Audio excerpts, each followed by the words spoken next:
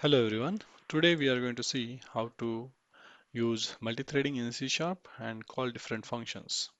Okay. So till now we have seen that we could create a thread object, right? Using new, and inside that you can define a function, inline function, and here you can say that thread started, right? You do some business here. Let's say I'll sleep for 1 second, and then you could say that thread ended, right? Now, this you can directly say start, yeah, and here main thread ended, right? So this is the execution that we have already seen. Main thread ended, thread started, thread ended, right? So we could do inline task, some job, but you can also create a new functions, static void, let's say function one, and you can do some business here. You can create another function, function two. You can do some business here. So this is like function one started, and then function one ended, and yeah, you can do some business in that. And similarly, it's okay, it's already defined, but so I'll delete it.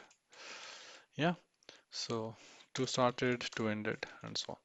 Now you can execute these functions on different threads. So you can create objects where t1 is equal to new thread, and inside that you can say function one. I want to execute function one on a separate thread, and similarly we can say, okay, I want to execute function two on another thread.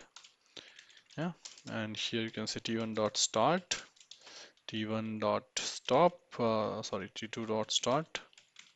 So both the threads will get started. Now, if you want to wait for this execution, okay, before printing main thread ended, if you simply execute it as of now, so what will happen? Function one started, function one ended, then main thread ended. So you already reached here, and then function two started and function two ended. Like that, the execution will happen. So you want to wait for both the threads, right? So what you can do is t1 dot join. So we ask thread t1 to join main, and similarly t2 dot join. So in this case, what will happen? Both the threads needs to finish, then only our main thread will get ended. Okay, so you will go here only after t1 and t2 joins, both joins, right? So you can, what you can say here is you can print a message that thread one ended, right? And thread two ended, right?